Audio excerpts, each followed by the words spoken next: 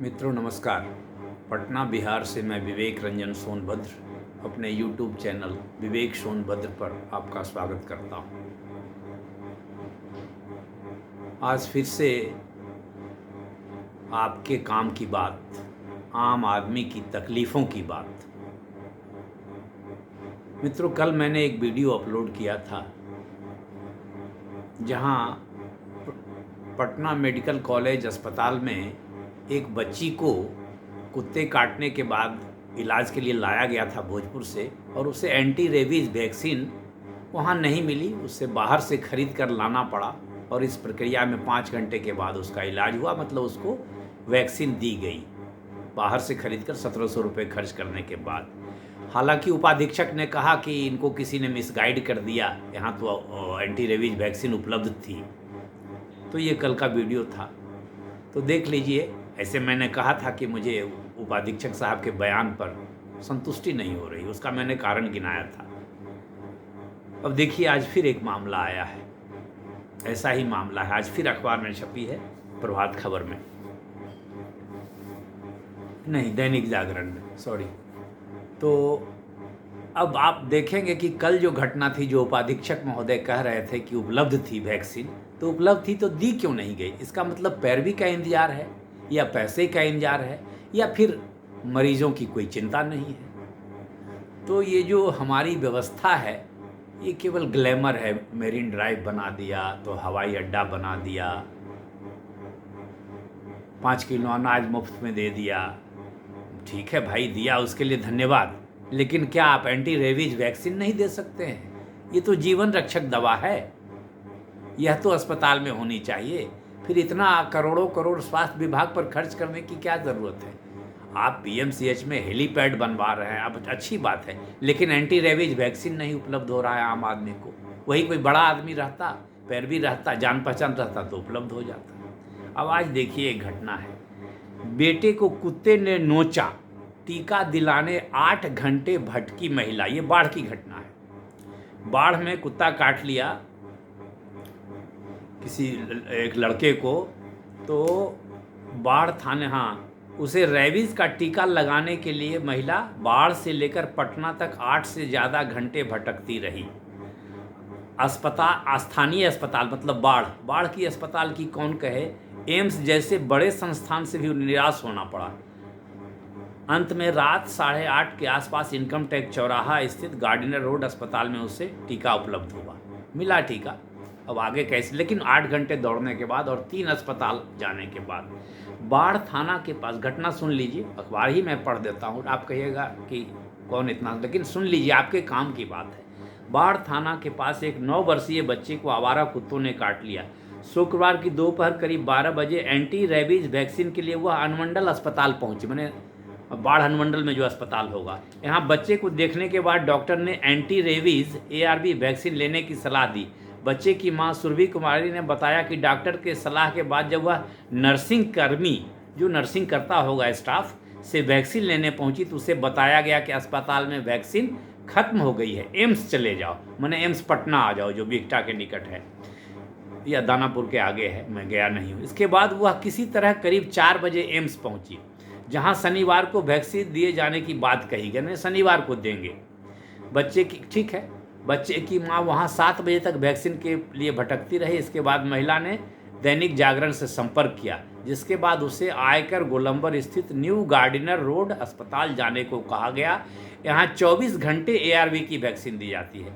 आखिर वह दौड़ते भटकते अपने बेटे के साथ गार्डिनर रोड अस्पताल पहुंची। इनकम टैक्स गोलंबर के एक साइड में, मतलब पूरब दक्षिण कोने पर गार्डिनर रोड अस्पताल है। वहां पहुंचने पर करीब रात 9 बजे उसे वैक्सीन दी गई। मामले को लेकर civil surgeon doctor Avinash Kumar Singh ने बताया कि PHC में वैक्सीन पर्याप्त मात्रा में उपलब्ध है, आखिर क्यों नहीं दी गई, इसकी जांच कराई जाएगी।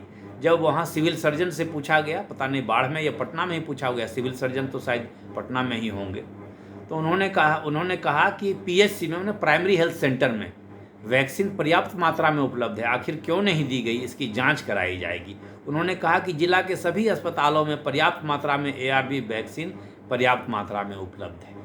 तो वैक्सीन उपलब्ध है लेकिन उसको दी नहीं गई। नर्सिंग कर्मी ने कहा कि खत्म हो गए। इसका मतलब नर्सिंग कर्मी ने अपने कर्तव्यों का निर्वहन नहीं किया, बदमाशी की।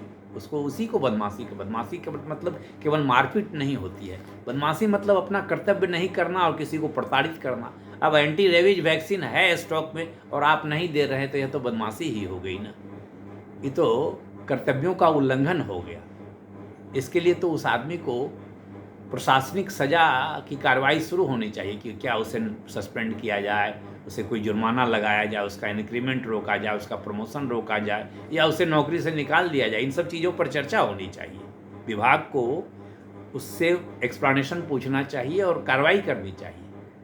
आम जनता को नर्सिंग कर्मी वैक्सीन नहीं दे रहा है जबकि वैक्सीन स्टॉक में उपलब्ध है। सिविल सर्जन कह रहे हैं कि सभी अस्पतालों में पर्याप्त मात्रा में ARV वैक्सीन उपलब्ध है, तो मिली नहीं। तो इसके लिए क्या पैरवी चाहते हैं कि पैसा चाहते हैं कि घूस चाहते हैं, यही बता दे। वो नर्सिंग कर्मी उससे यही कहता कि मुझे कुछ दो, तो हो सकता है महिला बेचारी पैसे दे देती। तो ये आम जनता की तकलीफ है, आम जनता की बात है। तो आप जान लीजिए कि आपकी क्या स्थिति है। आप 5 किलो अनाज में खुश हैं लेकिन आपको एंटी रेबीज वैक्सीन नहीं मिलेगी। आप इंदिरा आवास में खुश हैं जिसके लिए आपको घूस भी देना पड़ेगा, लेकिन आपके लाखों रुपए सहारा में डूब रहे हैं, आप खुश हैं। तो आप आवाज़ नहीं उठा। तो मेरा यही कहना हो मित्रों कि आपको, आम आदमी को अपना हक लेने के लिए जद्दोजहद करना पड़ेगा। आपको अस्पताल के कर्मी से, डॉक्टर से, महिला उतनी सक्षम नहीं होगी मानसिक रूप से झंझट करने के लिए, मैंने अपना हक मांगने के लिए। आजकल तो आप हक मांगेंगे, अधिकार मांगेंगे तो लोग कहेगा कि बदमाश है, पागल है, झक्की है, झंझट कर रहा है। ये रवैया हो गया है। तो वो बेचारी उतना नहीं असर्ट कर पाई अपने को कि भाई क्यों नहीं वैक्सीन मिलेगी। फिर डॉक्टर से जाके मिलती कि नर्सिंग वहाँ के प्रभारी से मिलती। जो अनुमंडल अस्पताल में नर्सिंग कर्मी से जो वैक्सीन लेने पहुंची तो वहाँ के जो प्रभारी हो उनके पास शिकायत करनी चाहिए थी महिला को। खैर, अब बेचारी कितना लड़ेगी, एक महिला इतना कर, वो नर्वस ऐसे ही होगी, वो लेकर आई, यही बहुत बड़ी बात है। खैर, खुशी की बात है कि अंत में इसको तीसरे अस्पताल में मिल गई सुई, तो खुशी की बात है। लेकिन बाढ़ के अस्पताल में सुई क्यों नहीं मिली, यह बहुत दुख का विषय है, घोर चिंता का विषय है। बाढ़ कोई बहुत ही बैकवर्ड इलाका नहीं है, पटना के बगल में है।